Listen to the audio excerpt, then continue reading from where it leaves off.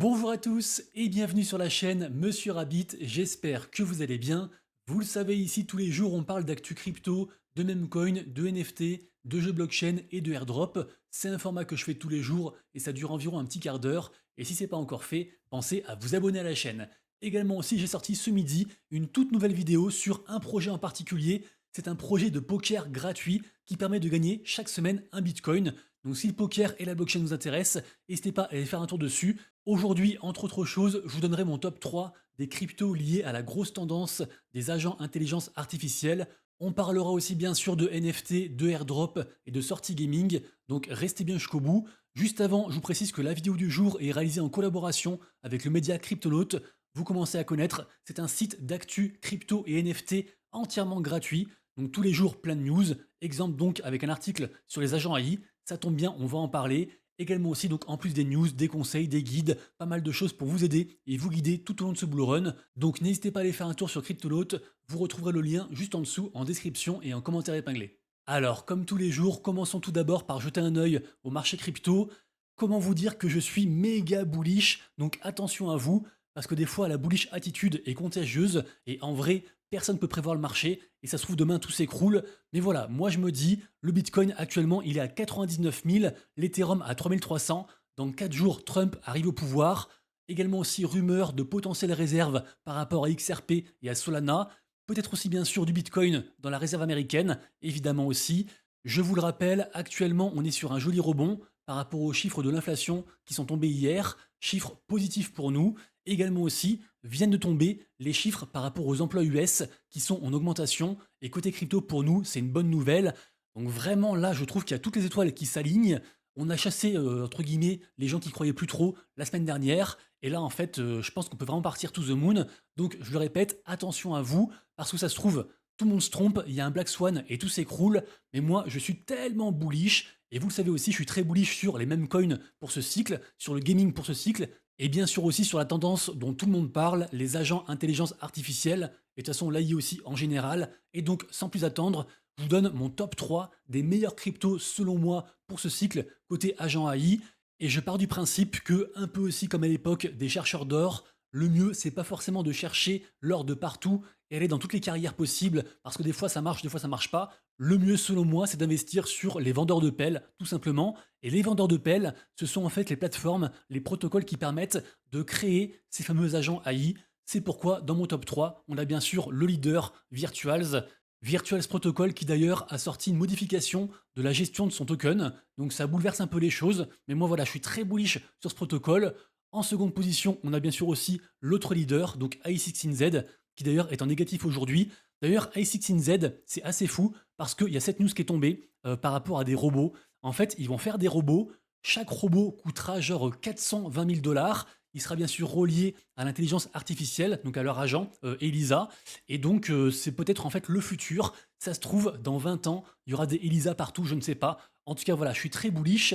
C'est entre guillemets les deux gros leaders, c'est Virtuals et c'est i16z. Et en troisième, je mettrais quand même Griffin, surtout parce qu'actuellement, il surfe sur la tendance de ce qu'on appelle la DeFi AI. Et Griffin, je suis très bullish aussi dessus. Évidemment, je peux me tromper, mais je pense qu'en étant exposé à ces trois acteurs, je serai exposé à cette tendance agent AI au général. Et si elle performe pour ce cycle, mon portefeuille devrait performer. Évidemment, j'ai d'autres projets sur lesquels je suis un peu moins exposé, comme par exemple VVO et Fou ou certains agents. Mais voilà, moi ces trois-là, j'aime beaucoup. Également aussi, je m'intéresse très fortement au lien entre les agents AI et le gaming. Je vous l'ai dit plusieurs fois, je rêve d'un monde futur où l'AI, où les agents AI seront partie intégrante des jeux vidéo. Imaginez si, pendant votre quête, les personnages non joueurs, les PNJ, sont gérés par l'AI et entre guillemets vous construisent une expérience personnelle vraiment propre à vous et finalement on évolue en même temps qu'eux, humains et agents AI. Imaginez si votre Pikachu par exemple a sa propre personnalité. Imaginez si ce Pikachu est relié sur la blockchain en tant que token non fongible, donc unique au monde, avec donc son expérience et son évolution liées à vous et à votre aventure de jeu. Bref, les possibilités sont inimaginables. On le rappelle, dernièrement, on a eu donc le projet Today, Today the Game, qui intègre donc des agents. Également aussi un gros partenariat avec Illuvium et Virtuous Protocol, justement. Et en fait, là, actuellement, c'est une grosse tendance, donc c'est compliqué de distinguer les bons projets des projets qui veulent juste surfer sur cette narrative. Moi, par exemple, j'aime bien Nifty Island, qui s'aventure aussi dans cette tendance agent AI. Et par contre, alors j'ai rien contre eux, juste c'est un exemple, Genopet, c'est un projet sur Solana, un peu un mix entre un Pokémon et un Steppen finalement, un Move to Earn.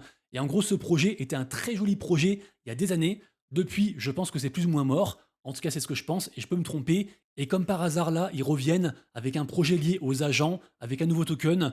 Donc voilà, forcément, je le rappelle, peu importe la narrative, peu importe les tendances, et puis les méta, 9 projets sur 10, c'est des coquilles vides et ils sont voués à mourir, donc faites attention à vous. Par contre, on a une plateforme, alors c'est un peu relié, mais un peu nouveau quand même. C'est finalement une sorte, je vais le faire très simple, c'est une sorte de pump.fun, mais pour les tokens gaming. Ça s'appelle indie.fun, donc comprenez pour les jeux indépendants. Ça se présente comme ça, et en fait, les gens peuvent postuler. On va dire en fait, les studios gaming peuvent postuler, et en fait, s'ils sont retenus, et bien après, les gens peuvent, comme une plateforme de levée de fonds, participer donc aux différents lancements de leurs tokens. C'est tout nouveau vraiment, pour l'instant ça vient de sortir, donc c'est très risqué, évidemment. Mais voilà, je surveille ça attentivement. Peut-être qu'on est à l'aube d'une nouvelle façon de faire des jeux vidéo. En l'occurrence, on construirait un jeu entièrement fait par l'AI. L'AI serait aussi présente dans le jeu, et pour lever les fonds, et par rapport aux tokens, aux NFT, etc., ça serait géré sur cette forme de levée de fonds, décentralisée. Voilà, je sais pas ce que vous en pensez, mais ça me semblait intéressant, donc je vous en parle. Faites bien vos recherches, évidemment. Ensuite, je vais me servir de ça comme prétexte pour vous redire mon top 3 personnel des plus gros meme coins pour ce cycle.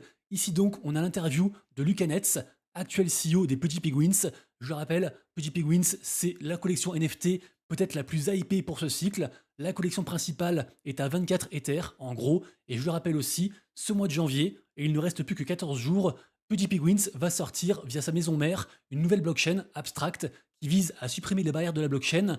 Je suis très bullish sur Abstract, il y aura d'ailleurs aussi un token, et donc potentiellement un airdrop, mais sachez que les Petits Penguins ont déjà sorti un token, un même coin, le token Pengu, token qui vient tout juste d'être listé sur Binance US, il était déjà sur Binance tout court, et le Pengu, si j'en parle forcément, c'est qu'il est dans mon top 3 des plus gros meme coins pour ce cycle, avec le Dogecoin, évidemment, puisque pour moi, quand je pense à Dogecoin, je pense à Elon Musk, pas besoin d'en dire plus, également aussi le PP. Pour moi, le PP coche toutes les cases du parfait meme coin, il est utilisé de partout, à la fois côté Web 2 et côté Web 3, y compris d'ailleurs aussi par Elon Musk, et vraiment, je vois le PP exploser, il est très corrélé à ETH, ETH n'a pas encore explosé, et donc je me dis que si ça arrive, le PP en profitera, et s'il y a ce fameux super cycle des meme coins, PP en profitera également. Tiens, et puisque je parlais du Pengu, histoire assez intéressante, comme quoi les whales, les baleines, ne sont pas forcément les plus intelligentes, et des fois aussi font n'importe quoi, ou des erreurs en tout cas. Ici en fait on a l'histoire d'une baleine, un wallet, qui a dumpé, donc qui a vendu 18 NFT Petit Penguins un jour avant le airdrop de Pengu. Il les a vendus à 30,8 Ether.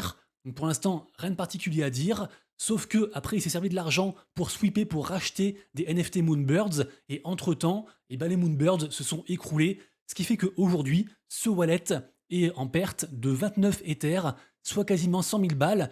Et si ce gars en fait n'avait juste rien vendu et tout holdé jusqu'à maintenant, donc juste en faisant rien, eh bien ce wallet serait en gain de 700 000 dollars. Et si, alors évidemment avec des si on refait le monde, mais c'est pour dire que voilà. Donc et si il avait donc vendu ça, ce qu'il a fait, et qu'il avait racheté post-airdrop, puisque les NFT sont tombés à 15 Ethers, et bien également aussi, il serait grave en positif, quasiment aussi 1 million je crois. Tout ça pour dire que finalement le meilleur move à faire a posteriori, bah, c'était le move le plus obvious, le plus évident, à savoir vendre tous ces assets dès que possible après le airdrop, donc à la fois les tokens Pengu airdroppés plus les NFT, et racheter quelques jours après, et ça vraiment c'était le meilleur move, et souvent c'est comme ça, souvent en fait dès qu'on a un airdrop, et maintenant moi c'est ce que je fais, je vends systématiquement mon airdrop dès que je peux, quitte à racheter le projet un peu plus tard si vraiment j'y crois, et je trouve que comme ça en fait on limite et on maximise les gains, même si bien sûr ce sont des généralités, et parfois c'est pas vrai, on l'a vu avec Hyperliquid par exemple, qui a explosé post-airdrop, tout ça pour dire que le prochain airdrop côté NFT, c'est par rapport à la collection Azuki. Je pense que j'en ai assez parlé et que vous êtes au courant, mais voilà, j'imagine que par rapport à ce airdrop, les gens du coup vont vouloir faire ce que je viens de dire avec cette collection-ci, et c'est peut-être aussi pour ça que la collection finalement est revenue au prix avant l'annonce de la token economy, qui est sortie il y a quelques jours, à savoir la collection principale vaut 12,7 Ethers, alors qu'elle était montée à 14 Ethers. Je le rappelle, le token animé, donc de Azuki, en partenariat avec Arbitrum, sortira ce mois-ci. Il reste seulement 14 jours, et pour l'instant, l'engouement est pas forcément là. Après, bien sûr, Azuki, enfin le token animé, s'adresse à une niche plus restreinte que celle du même coin Pengu. Ça reste dans tous les cas un projet impérativement à surveiller. Et d'ailleurs, n'oubliez pas non plus que Doodles va sortir son propre token. Là, ils sont montés à 5,4 ETH de floor price. Également aussi Girasan qui sortira son token Redac ce mois-ci. Et je vous le rappelle, tous les matins sur mon compte Twitter, je vous partage un récap des dernières 24 heures côté NFT. Et forcément aussi, on s'aperçoit que Azuki et leur seconde collection, les Azuki Elementals, figurent dans le top 3 des collections NFT qui font le plus de volume sur ces dernières 24 heures. Également aussi, on s'aperçoit, j'en ai parlé hier, la collection Wellsui Ipio Babies, qui va arriver sur Hyperliquid, nous fait un plus 20%, donc bravo à elle. Et pour finir, je vous le rappelle aussi, je vous recense à chaque fois tous les mints les plus hypés selon moi, donc les nouvelles collections à surveiller. N'hésitez pas à aller faire un tour dessus. N'hésitez pas aussi bien sûr à interagir avec ce tweet, parce que des fois je me demande si je devrais pas juste l'arrêter, tellement il y a peu d'interactions, il y a peu de likes et peu de commentaires. Et pour finir aussi, très jolie vente par rapport à un NFT CryptoPunks. J'ai beaucoup parlé des CryptoPunks, la plus grosse collection NFT capitalisée. J'en ai beaucoup parlé donc hier. Et ici, on a ce CryptoPunks, le numéro 4940, très très rare, puisqu'il a une capuche, un hoodie, qui s'est vendu à 500 000 balles, 150 Ethers. Rapidement ensuite, le wallet checker pour le futur airdrop de Jupiter, qui aura lieu la semaine prochaine, un des plus gros protocoles sur Solana. J'en ai parlé plusieurs fois aussi. C'est peut-être la crypto sur laquelle je suis le plus bullish pour ce cycle. J'ai un énorme bag, sûrement d'ailleurs trop gros, je suis trop exposé. Bref, allez lire ce thread, il est super intéressant. Et franchement, je suis trop bullish. Et puis donc vérifiez si vous êtes éligible à ce prochain airdrop. Et pour terminer, avant de parler gaming, c'est gratuit, ça se passe sur Bitcoin, il y aura juste des frais de gaz pour ceux que ça intéresse, donc peut-être, je sais pas, 5 ou 10 balles, un truc comme ça. On peut aller récupérer son Blyph ID. Blyph, c'est un peu une sorte de métaverse, on va dire, c'est le premier métaverse sur Bitcoin. C'est backé entre autres par Animoca Brands et partenaire avec Magic Eden et le wallet Xverse. J'y crois très très fort. Pour l'instant, il n'y a pas trop d'attraction. J'ai l'impression que les gens s'en foutent un petit peu. Moi, je pense que ça peut performer si vraiment il y a une grosse hype autour de Bitcoin qui revient, tout ce qui est aussi ordinal, etc. Les runes aussi, par exemple. Donc voilà, si ça vous intéresse, vous pouvez aller minter votre Blyph ID. Ça donnera du airdrop de token Blyph. Par contre, pour minter, il faut forcément un code. Donc moi, je vous partage les codes qui me restent. Je crois qu'il me reste 3 ou 4. Et si vous n'avez pas de code, bah en fait, le plus simple, c'est que ceux qui ont réussi à choper un Blyph ID, ils partagent leur propre code dans les commentaires. Et comme ça, on fait une boucle, tout le monde s'entraide et tout le monde aura un code et pourra minter. Et dans le cas où vous ne trouvez pas de code, même dans les commentaires, rejoignez mon Discord. Je le rappelle, il est gratuit, ouvert à tout le monde. Il y aura forcément des gens qui vont en partager dedans. Parlons ensuite gaming, mais pas forcément gaming blockchain. On a ce rapport qui est sorti. C'est 220 slides super complets sur l'état du gaming au général en 2025. Et vraiment, je trouve ça top. On apprend beaucoup de choses. Et donc voilà, si vous kiffez le gaming, allez le lire. Et par contre, autre rapport, cette fois-ci sur un jeu blockchain, et pas n'importe lequel, le jeu Pixel, qui est peut-être le plus gros jeu à l'heure actuelle. En tout cas, celui avec le plus de connexions uniques chaque jour. Le jeu est toujours en train de cartonner. Ce jeu est sur la blockchain Ronin. Quelques images à l'écran, c'est un jeu un peu de farming, avec également des quêtes un peu en mode RPG. Je le rappelle, Pixel a son propre token, donc qui coûte 0,14 $. Et je vous laisserai aller consulter le rapport partagé par le fondeur de Pixel.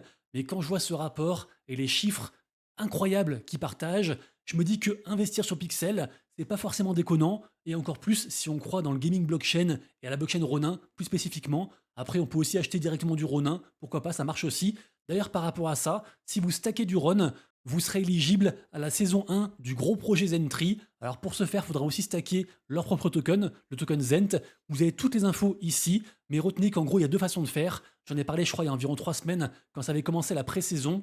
Soit en gros on est créateur de contenu, même petit sur Twitter ou autre, on partage du contenu et quand les gens like, et ben ça rapporte des points et à la fin bien sûr un airdrop, soit à l'inverse on interagit avec donc les gens et ce faisant on gagne des points aussi et à la fin du airdrop. Bref, si vous kiffez Ronin, renseignez-vous sur Zentree parce que vraiment c'est un très joli projet. Et sinon je reviens un instant sur Pixels, j'ai oublié de vous dire mais ce jeu est disponible gratuitement. Certes ils ont une crypto, ils ont des NFT, mais on peut très bien commencer gratuitement. Donc vraiment faites-vous plaisir, c'est un très joli jeu. Également aussi gratuit, on a un nouveau tap to earn du jeu donc Kokomo Games.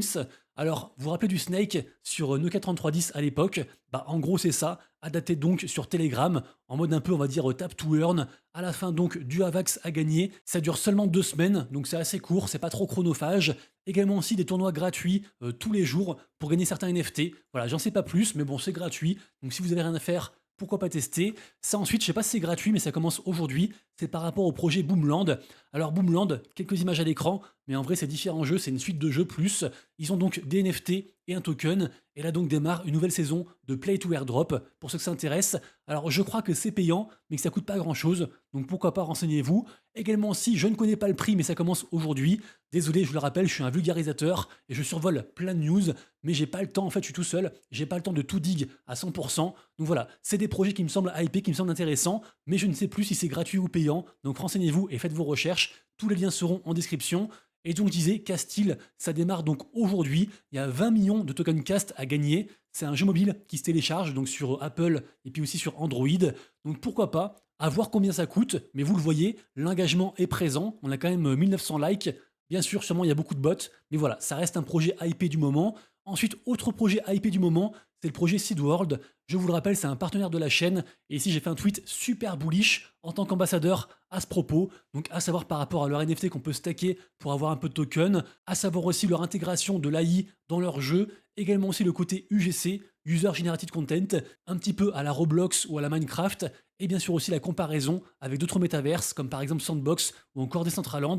Et c'est vrai qu'on est très early sur ce token S-World. Donc voilà, consultez tout ça, renseignez-vous.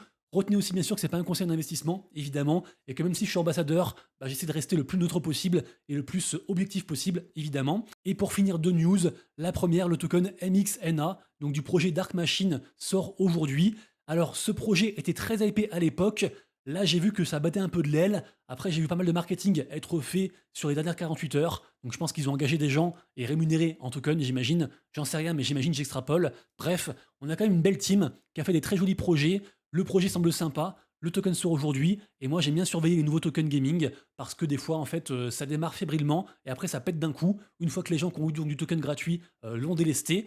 Et dernière news par rapport à Superverse, pour moi Superverse c'est un des géants de la narrative gaming de ce bull run, avec entre autres aussi Ron, IMX, ou encore aussi BIM, que j'aime beaucoup. Et donc Superverse fait un partenariat avec le jeu Space Nation. Alors, c'est un jeu gratuit, si jamais, un jeu sur l'espace, quelques images à l'écran, un MMORPG. Je ne sais pas où ça va aller, mais voilà, ça me rappelle que je suis très bullish sur Superverse. J'en parle, je pense, pas assez, donc renseignez-vous. Et puis voilà. J'espère que je vous ai apporté un petit peu de valeur dans cette vidéo du jour. N'oubliez pas aussi d'aller voir la vidéo sur le jeu gratuit de poker pour gagner un peu de Bitcoin tous les jours, qui est juste ici. Merci à vous pour le soutien tous les jours, les commentaires, les likes, les abonnements. Je vous souhaite une excellente journée. On se retrouve demain pour une prochaine vidéo. Et d'ici là, comme toujours, prenez soin de vous, de vos proches et de vos wallets. C'était Monsieur Rabbit. Ciao.